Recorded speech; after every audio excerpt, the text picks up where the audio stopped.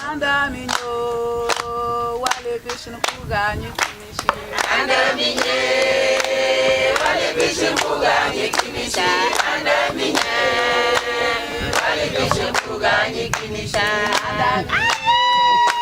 estimated 222 million girls and women in developing countries are denied access to effective healthy timing and spacing of pregnancies, according to a 2008 United Nations Population Fund report on family planning.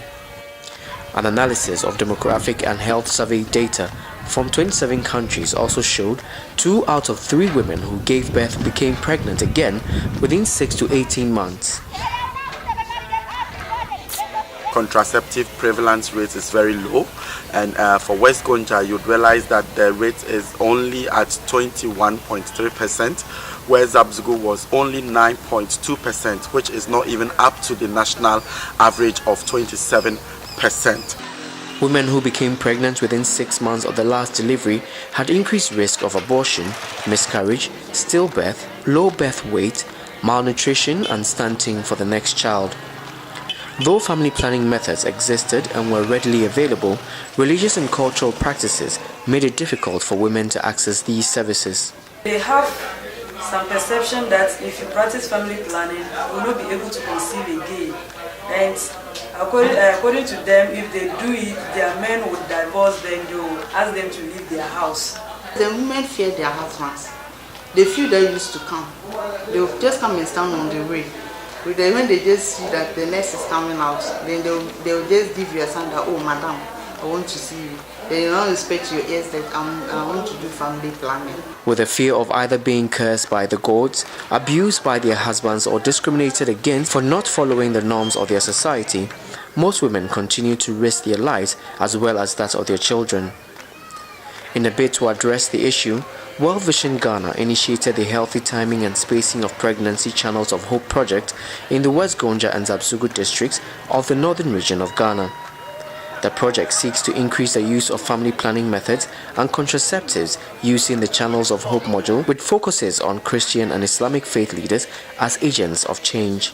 The projects educated and trained faith leaders on the need for family planning and contraceptives, who in turn are expected to create congregation hope action teams, chat groups consisting of community members. It makes the people have a sense of ownership in terms of they knowing it by themselves and having to teach themselves. That is the peer-to-peer approach within a religious body. And then also it helps them to have access, because once it is a faith leader who gives this information out to congregants, the faith leader is as well going to give them the directions or even where and how to get such services from the clinic, from the health center, or even from the nurse in charge who is within the area of implementation. The groups are however trained by World Vision Ghana, then World Vision monitors the progress of the groups.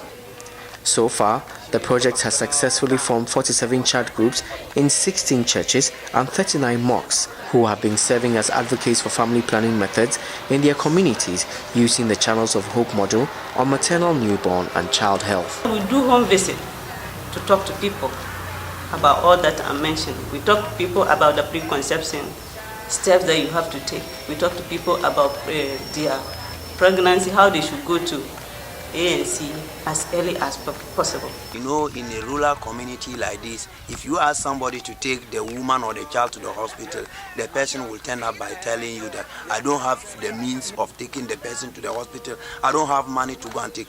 But me and my chat, we are able to volunteer our own motorbikes by sacrificing to the community that whether day or night, you can come to us for any of us with the motorbike to assist the patient to the hospital.